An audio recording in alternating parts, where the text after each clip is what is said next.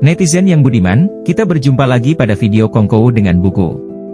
Kali ini kita akan membahas tentang buku dari Philip Kotler. Siapa sih Philip Kotler?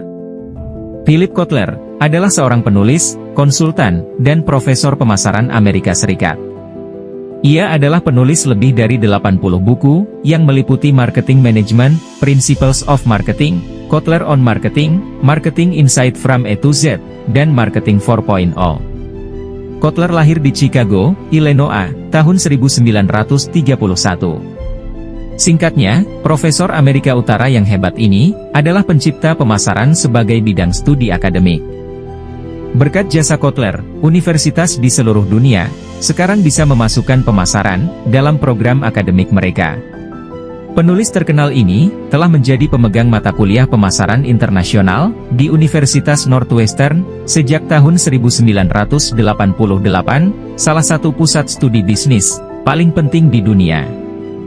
Kali ini kita akan membahas salah satu bukunya, yang berjudul Philip Kotler, Confronting Capitalism, Real Solutions for a Troubled Economic System.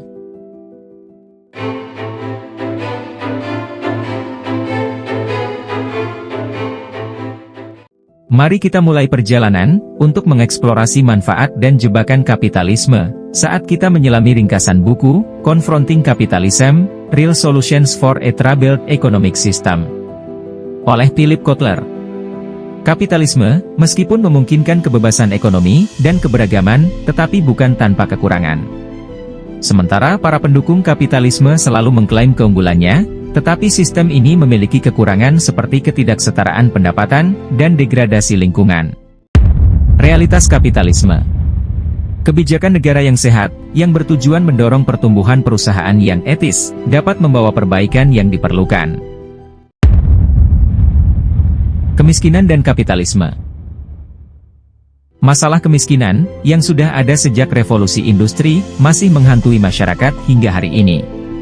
Meskipun ada upaya dari berbagai program pemerintah, 1/6 dari populasi dunia, masih hidup dalam kemiskinan, sementara ketidaksetaraan pendapatan, terus meningkat. Perusahaan dan pemerintah, harus bekerja sama menggunakan pendekatan multifaset, untuk mengatasi masalah ini. Seperti kapitalisme yang sadar, dan kebijakan pertumbuhan ekonomi yang realistis. Konsekuensi dari kapitalisme, termasuk ketidaksetaraan pendapatan, memiliki implikasi berbahaya bagi masyarakat, dan pemerintah. Menaikkan upah minimum, membatasi pendapatan CEO, dan mereformasi pajak, adalah solusi potensial untuk membantu menciptakan kesetaraan. Untuk mengatasi kesenjangan, antara apa yang diperoleh pekerja dan apa yang mereka butuhkan untuk memenuhi kebutuhan dasar, perlu ide-ide baru, termasuk pendapatan minimum yang dijamin, kredit pajak yang dapat dikembalikan, kepemilikan saham pekerja, dan rencana tabungan universal. Tanpa akses ke pekerjaan yang memberikan tujuan dan martabat, orang-orang berisiko tertinggal dalam ekonomi baru. Dan perusahaan mungkin mendapati biaya yang lebih besar untuk mendukung pengangguran daripada menciptakan pekerjaan bagi mereka. Menavigasi gejolak ekonomi. Siklus ekonomi kontraksi, palung, ekspansi, dan puncak dapat menempatkan organisasi dalam ketidakpastian dalam ekonomi kapitalis. Menghadapi globalisasi yang meningkat, perusahaan harus memiliki rencana strategis yang mengantisipasi dampak lingkungan, pemberdayaan pelanggan, dan perubahan pasar keuangan.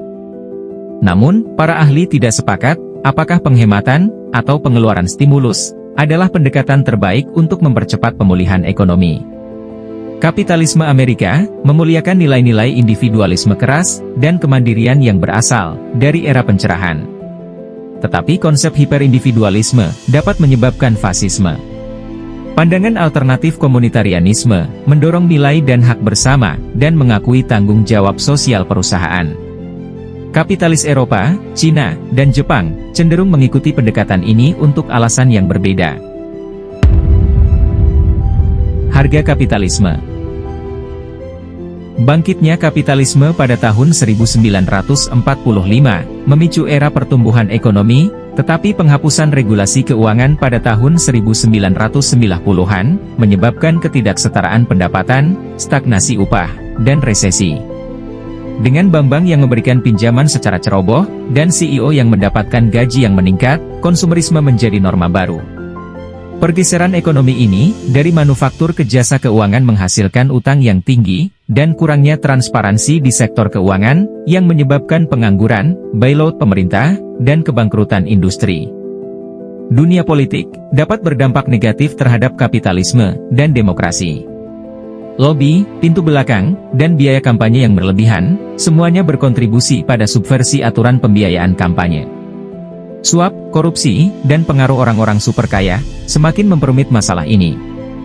Regulasi berlebihan dan kebijakan pajak yang agresif, juga mempengaruhi bisnis dan ekonomi. Singkatnya, kegagalan menemukan solusi jangka panjang, menciptakan banyak masalah jangka pendek. Dalam ekonomi kapitalis, perusahaan publik cenderung fokus pada pemikiran jangka pendek, yaitu untuk mempertahankan harga saham, ikut menyebabkan ketidakstabilan pasar. Namun, ada beberapa perusahaan yang sukses memprioritaskan proyek jangka panjang, seperti Amazon dan IKEA, dan berhasil mempertahankan hubungan pelanggan. Paradoks kapitalisme Amerika. Konsumen Amerika ditawarkan banyak pilihan produk, namun tidak semuanya aman atau sehat. Industri yang didorong oleh keuntungan akan memprioritaskan kuantitas daripada kualitas, hingga menyebabkan produk yang berpotensi berbahaya di pasar. Larangan tidak memberi efek, dan pemasaran seringkali memanipulasi keinginan. Hal ini mengarah pada kepuasan instan dan utang konsumen. Namun, dengan akses ke lebih banyak informasi, konsumen dapat membuat pilihan yang lebih cerdas, dan mendapatkan kekuatan di pasar.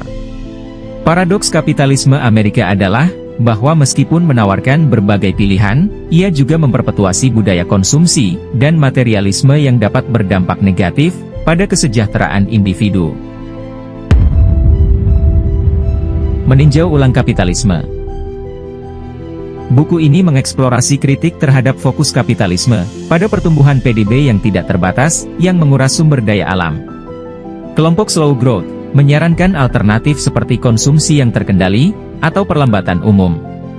Secara keseluruhan, buku ini mendorong pembaca, untuk mempertanyakan model ekonomi saat ini, dan mempertimbangkan pendekatan yang lebih berkelanjutan terhadap pertumbuhan.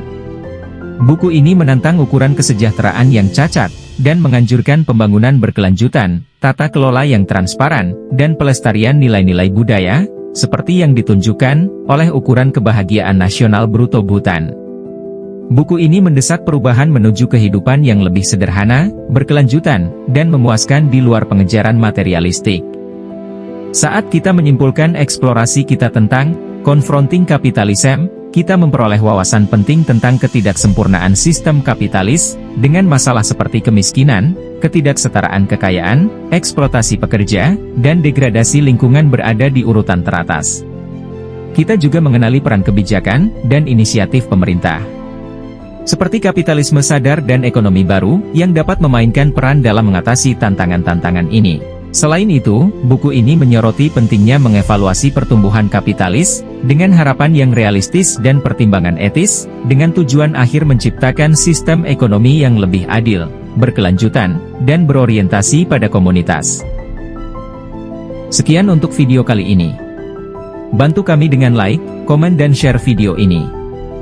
Jangan lupa subscribe channel Andi Azizi Amin, atau TV A3, agar mendapat notifikasi video terbaru kami.